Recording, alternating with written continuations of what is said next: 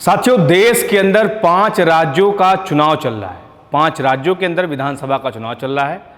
और भारतीय जनता पार्टी और नरेंद्र मोदी जी की तरफ से जमकर लफाजियां हो रही, खास करके रोजगार को लेकर।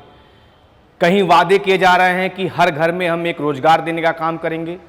कहीं हजारों लाखों की सरकारी नौकरियां देने का वादा किया जा रहा है। लेकिन जहां पर एक तरफ पिछले 2 हफ्ते से नरेंद्र मोदी जी और भारतीय जनता पार्टी के सारे नेता बड़ी बड़ी लफाजियां कर रहे रोजगार को लेकर, वहीं दूसरी तरफ उत्तर प्रदेश के अंदर जहां पर भारतीय जनता पार्टी की 2 बार से डबल इंजन की सरकार है, जिन नौजवानों युवाओं ने अपने कंधे पर बैठाकर नरेंद्र मोदी जी और योगी आदित्यनाथ जी की सरकार उत्तर प्रदेश के अंदर बनाई, उनका आलम यह है दिन भर पहले उनको लाठियों से पीटा जाता है, चाहे वह 69,000 शिक्षक भर्ती के नौजवान हो या फिर 112 की हमारी माताएं बहनें हो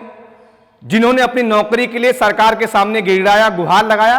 लेकिन हकीकत यह है कि दिन भर पहले उनको लाठियों से पीटा जाता है और फिर शाम को लाद कर शहर के एक कोने पर, एक छोर में उनको ले जाकर छोड़ दिया जाता है। इस तरीके की दुर्गति उत्तर प्रदेश के अंदर नौजवानों की हो रही रोजगार को लेकर। और सिर्फ ये एक दो मसला नहीं है, पिछले 2 महीने से कई सारी अलग अलग भर्तियों के नौजवान